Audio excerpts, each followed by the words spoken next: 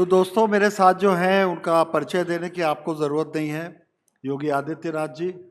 और इनकी लोकप्रियता का आलम यह है कि अगर प्रदेश के बाहर भी कहीं जाते हैं तो उसके सियासी परिणाम भी मिलते हैं और लोग घंटों इनका इंतज़ार करते हैं। मैं बहुत भूमिका बनाए बिना सवाल पूछना चाहूँगा।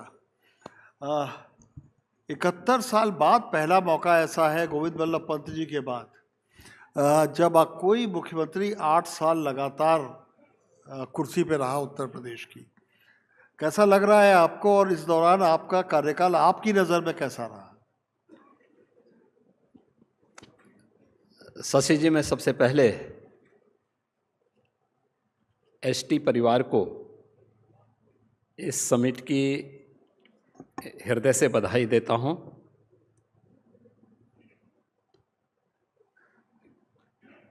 एसटी लीडरशिप समिट को हर वर्ष न केवल उनके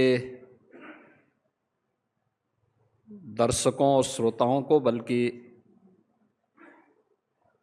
समाज के अलग अलग तबके को का भी इंतजार रहता है। और मुझे कई वर्षों के बाद इस एसटी समिट में भाग लेने का अवसर प्राप्त हुआ है। मैं इस समिट के लिए पूरे एसटी परिवार को हृदय से बधाई और अपनी शुभकामनाएं देता हूं। और आज आपका जन्मदिन भी है। अरे, आपको याद है। तो आपको भी जन्मदिन की ढेर सारी शुभकामनाएं। उत्तर प्रदेश देश की आबादी का सबसे बड़ा राज्य है और पिछले 8.5 वर्ष से अधिक समय से हमारी पार्टी ने मुझे वहां पे सेवा करने का अवसर दिया है।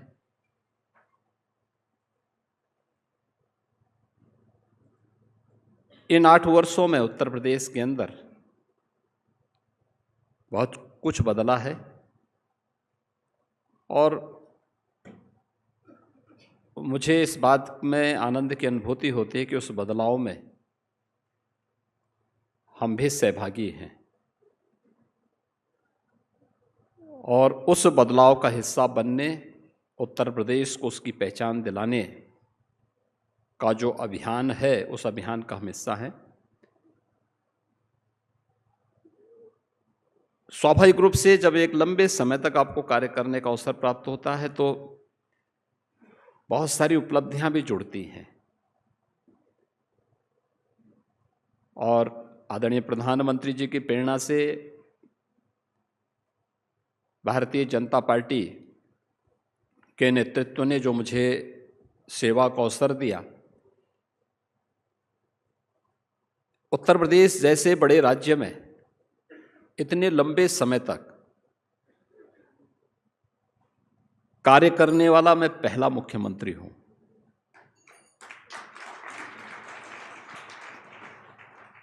यह भी मेरे साथ ही जुड़ा है कि 5 वर्ष तक लगातार कार्य करने के बाद दोबारा जनता ने उसे चुनकर के भेजा हो, यह पहली बार हुआ है। और वो हमारी सरकार ने 17 से 22 तक कार्य किया, 22 में पुनः एक थम्बिक मेजॉरिटी के साथ पुनः जीत करके फिर से सत्ता बनाई है और अब हम लोग 27 में जीतने की तैयारी कर रहे हैं। आपको इस काल के दौरान कोई एक काम, जिसे पब्लिक की भाषा में बोलूं तो जिसे आप मास्टर स्ट्रोक कहेंगे? देखिए, जब कार्यकाल लंबा होता है ना तो उपलब्धियां भी आपके साथ लंबी चौड़ी जुड़ती हैं। एक काम, जैसे कोई ये कहे कि सनातन धर्मावलंबियों से कहे कि कोई एक पर्व बताइए जो आपको अच्छा लगता है, तो बता ही नहीं पाएगा।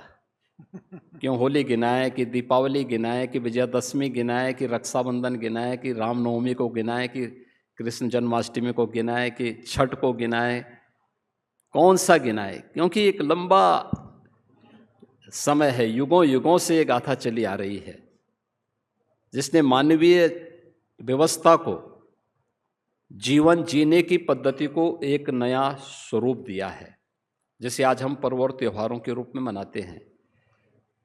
जैसे भारत के अंदर कोई कहे कि किसी एक महापुरुष का नाम लीजिए जो हमारे लिए स्मरणीय हो, बहुत कठिन होगा, क्योंकि लंबे कालखंड के दौरान अनेक महापुरुष आए, सब ने कुछ न कुछ दिया, लेकिन फिर भी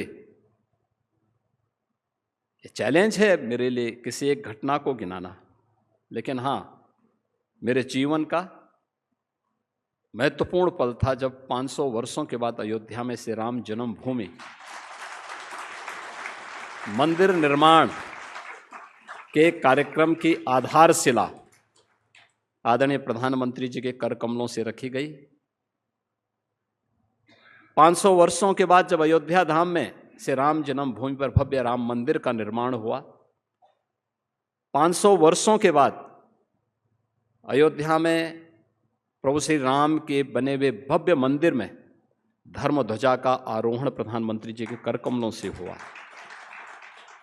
ये 3 घटनाएं क्रम से, और उस 3 घटनाओं में मैं अकेला व्यक्ति जिसकी 3 पीढ़ियां उस पूरी आंदोलन के साथ जुड़ी रही हैं।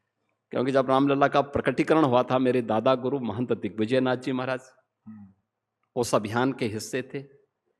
श्री राम जन्मभूमि मुक्त यज्ञ समिति के नाते मेरे पूज्य गुरुदेव महंत अवेद्यनाथ जी महाराज उस आंदोलन को लीड कर रहे थे, और मुख्यमंत्री के रूप में उस सेवा और उस सेवा को प्रभु के चरणों में समर्पित करने का सौभाग्य मुझे प्राप्त हुआ है।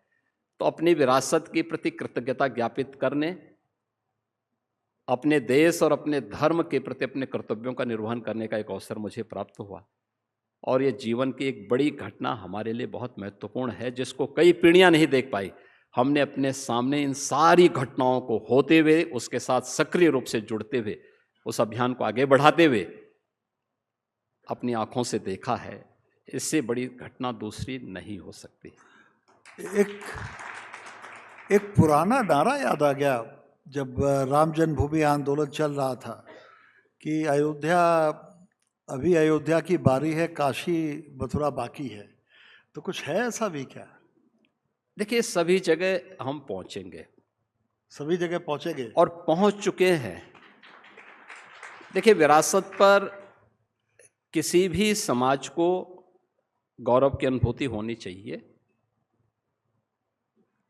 और उसी दिशा में ये सारे प्रयास प्रारंभ हुए हैं। हम आभारी हैं माननीय उच्चतम न्यायालय के, जिन्होंने सर्वसम्मति से जो भी तथ्य और प्रमाण प्रस्तुत किए गए थे, उन प्रमाणों का अवलोकन करते हुए एक फैसला सुनाया। और भारत के लोकतंत्र की सबसे बड़ी विजय है कि माननीय उच्चतम न्यायालय के इस फैसले को सबने स्वीकार किया, सर्वानुमति से बनी हुई। और आज का दिन तो बहुत महत्वपूर्ण है, विवादित ढांचा हटाने का भी आज दिन है। तो स्वाभाविक रूप से एक कलंक हटा, तो एक विरासत की पुनर्स्थापना का कार्य देश के अंदर हुआ। और आज आप देख रहे होंगे, श्री राम जन्मभूमि पर भगवान राम के भव्य मंदिर के शिलान्यास के बाद करोड़ों लोग वहां पर आए।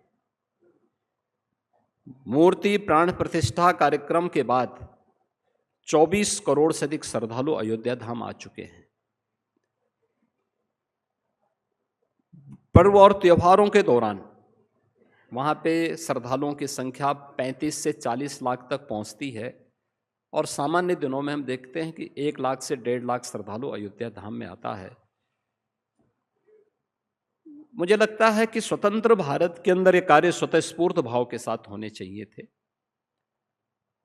चलिए, निमित्त मात्र जिसको भी बनना था बने हैं, लेकिन देश के विकास के लिए, आने वाली पीढ़ी के सामने एक नया उदाहरण प्रस्तुत करने के लिए ये अभियान भी, आंदोलन भी, ये सभी आवश्यक थे। आगे भी जो होगा उसमें हमारी सक्रिय भूमिका इसी रूप में रहेगी। विकसित भारत का लक्ष्य प्रधानमंत्री ने रखा है, उसका एक निश्चित साल रखा है। उस विकसित भारत में विकसित यूपी का कोई टारगेट आपने विकसित किया है, कोई टाइमलाइन विकसित की है? हाँ, आदरणीय प्रधानमंत्री जी ने देश की आज़ादी के अमृत महोत्सव वर्ष में सन 2022 में पूरे देशवासियों के सामने एक लक्ष्य निर्धारित किया कि अभी हम देश की आज़ादी के 75 वर्ष पूरा कर रहे हैं, लेकिन आने वाले 25 वर्षों का हमारा विजन क्या है।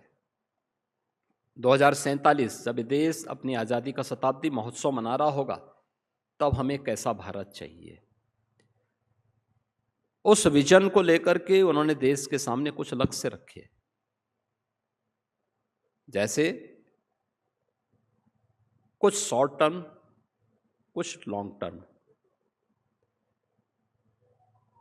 2027 तक भारत $5 ट्रिलियन का इकोनॉमी बने,